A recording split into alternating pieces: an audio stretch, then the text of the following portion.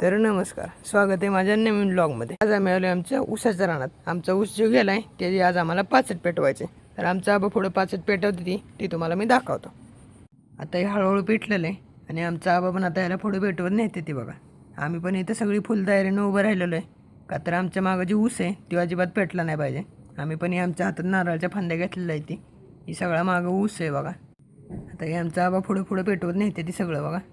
आणि हे सीन बघून मला एक गाणं आठवले, ती पण मी पुढं लावतो. तुम्ही कमेंट करून सांगा मला ती गाणं कसं वाटलं ती.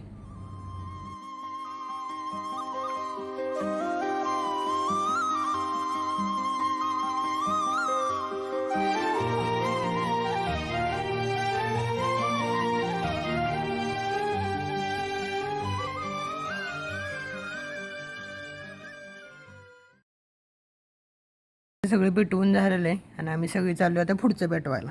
हे बघा इथं सगळी उभं आहे आम्ही. इथं सगळी पुढं आग लागलेली आहे. आता इथलं झालं की आम्ही सगळी घरी जाणार.